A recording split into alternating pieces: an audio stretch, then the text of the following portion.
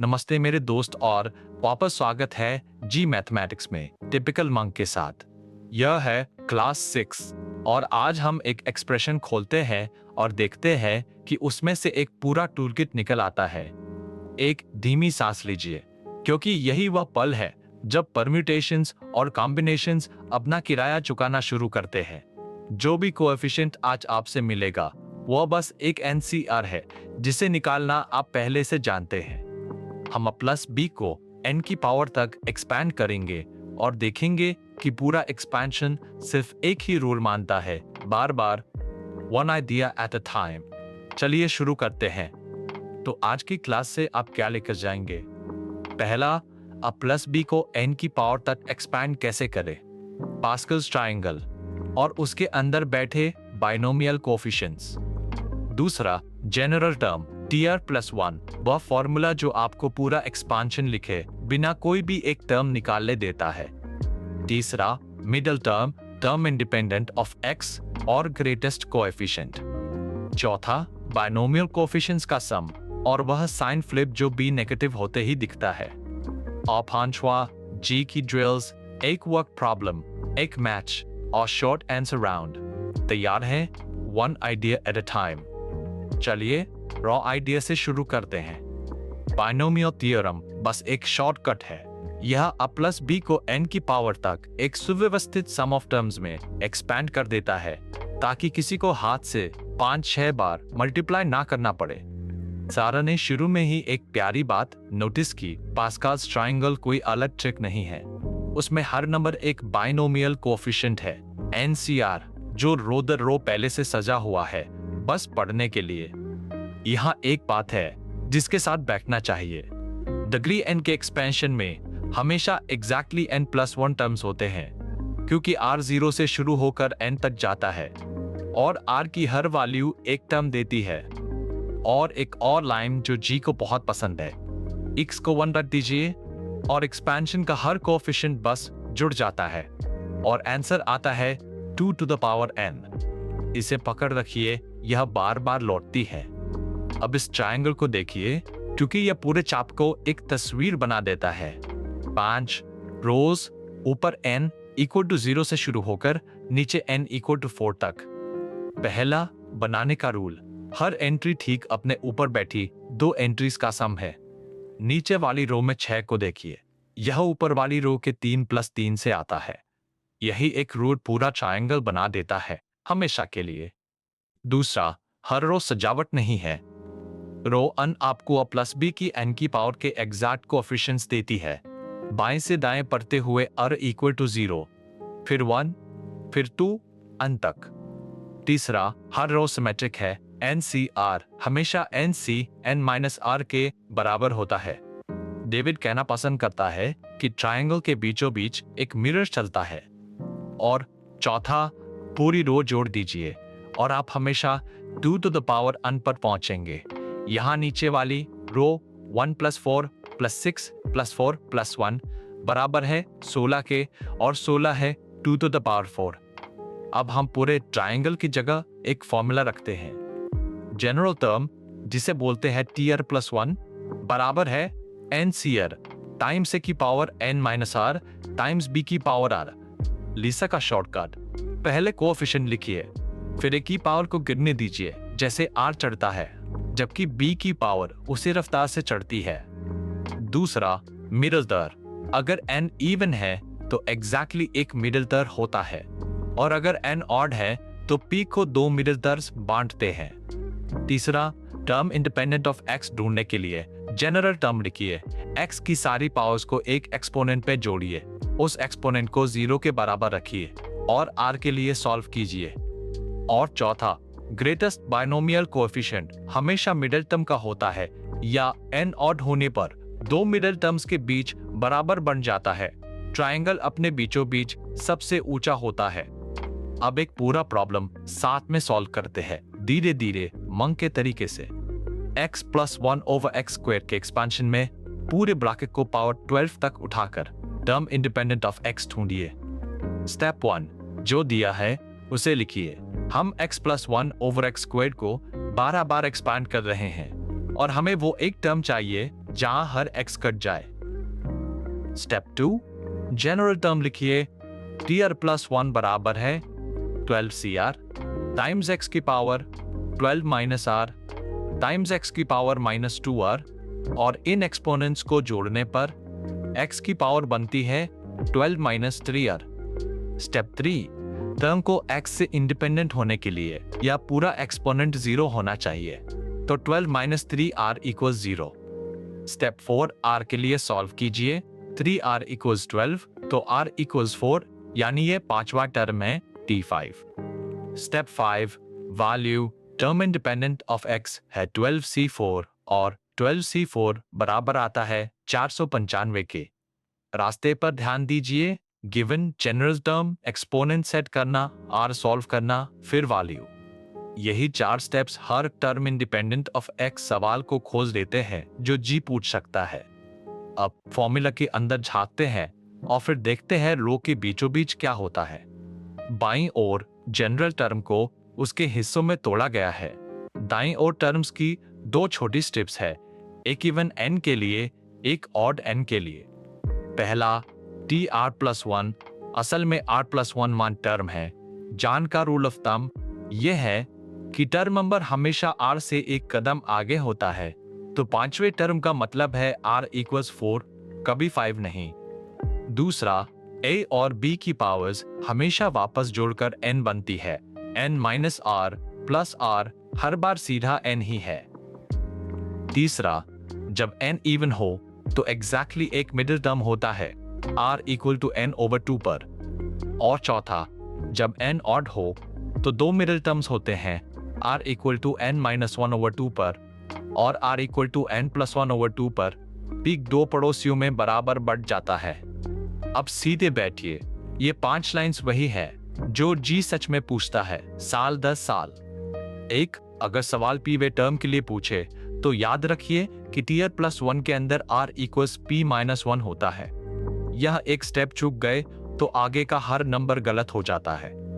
2, minus p को n की power में साइन ऑल्टरनेट करता है। इंडेक्स और वाला टर्म माइनस 1 की पावर और लेकर आता है, तो हर ऑड टर्म नेगेटिव हो जाता है। 3, टर्म इंडिपेंडेंट ऑफ x या ग्रेटेस्ट कोएफिशिएंट वाले सवालों में हमेशा पहले जनरल टर्म लिखिए, फिर जो कंडीशन सवाल दे उसे लगाइए। टर्म को कभी सीधे गैस मत कीजिए। 4, x को 1 रखने से आपको एक ही मूव में हर बाइनोमियल कोएफिशिएंट का सम मिल जाता है 2 to the power n। 5, greatest binomial coefficient हमेशा मिडिल टर्म पर बैठता है या 2 मिडिल टर्म्स में बढ़ता है। यह रो के किसी भी सिरे पर कभी नहीं होता। अब जी के तरीके से ड्रिल करते हैं। मैं एक क्लेम पढ़ूंगा, आप तय कीजिए ट्रू या फॉल्स, और अगर फॉल्स हो तो ठीक वहां ढूंढिए जहां रीजनिंग टूटती है। पहला क्लेम, अ माइनस पी को n की पावर में हर टर्म पॉजिटिव होता है।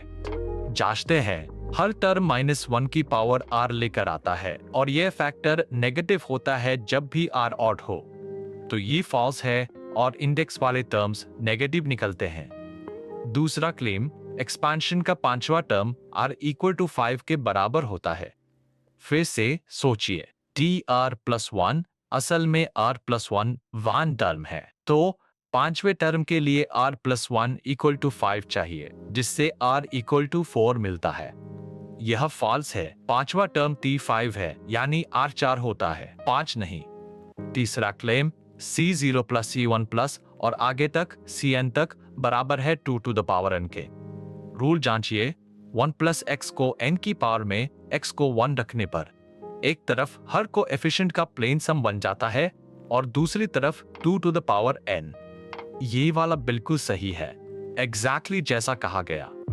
अब एक क्विक मैच, रिवील से पहले हर जवाब खुद बोलिए। अब प्लस b को पावर 10 में टर्म्स की संख्या वह है 11, क्योंकि r 0 से 10 तक जाता है।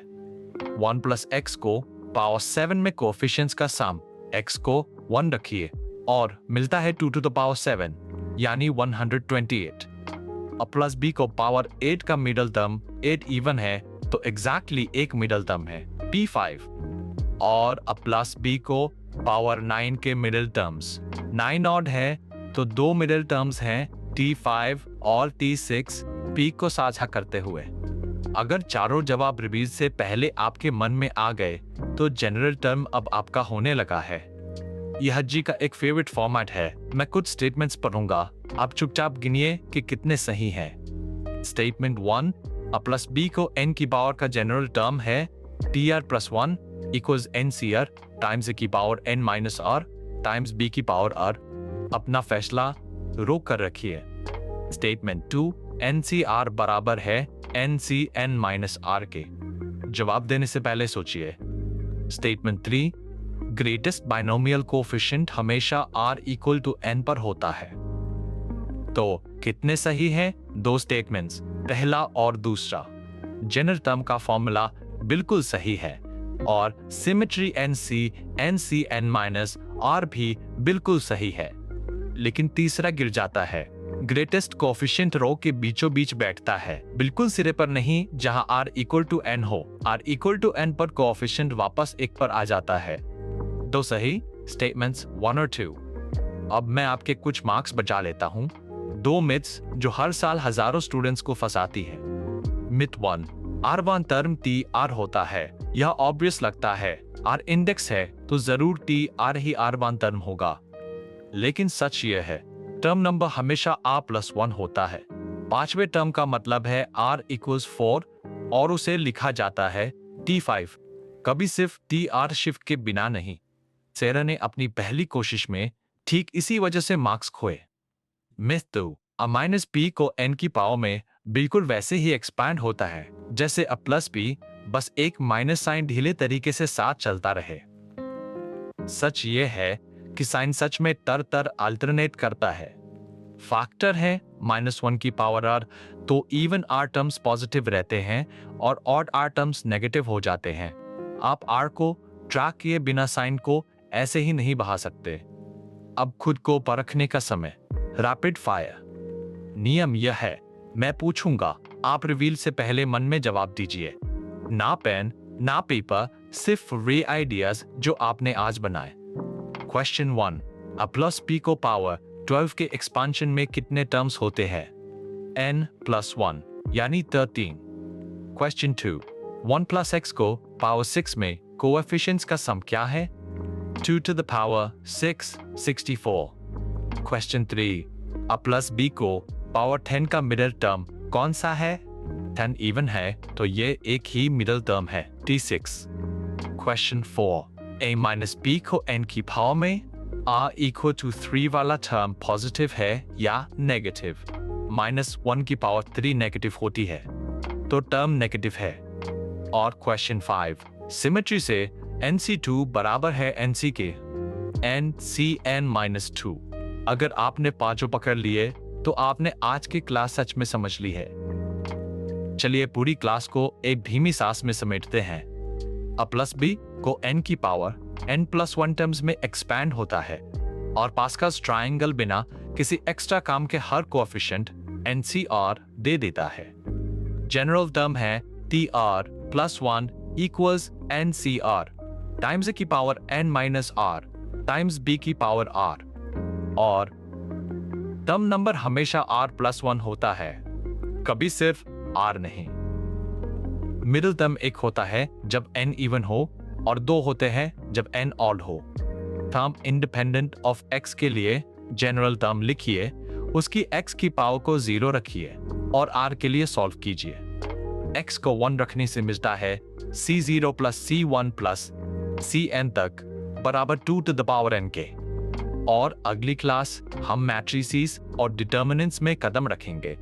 मैट्रिक्स अलजेब्रा, डिटर्मिनेंट्स, कोफैक्टर्स, अडजॉइंट और इनवर्स, इसे मिस मत कीजिएगा। तो मेरे दोस्त, आपने प्लस बी को n की पावर तक खोल दिया है और उसके अंदर से एक पूरा टूल किट निकाल लिया है। शायद यह सिर्फ नंबर्स का एक ट्रायंगल लगा हो, लेकिन यह समझ लीजिए हर अप्रॉक्सिमेशन, हर सीरीज और आगे प्रोबेबिलिटी में बाइनोमियल डिस्ट्रीब्यूशन भी ठीक उस फॉर्मूला पर टिकी है जो आपने आज बनाई। सेरा, डेविड, लीसा और जॉन सबने कभी tr+1 को देखकर सोचा था कि ये बस लेटर्स हैं। अब ये आपके हाथ में एक टूल है।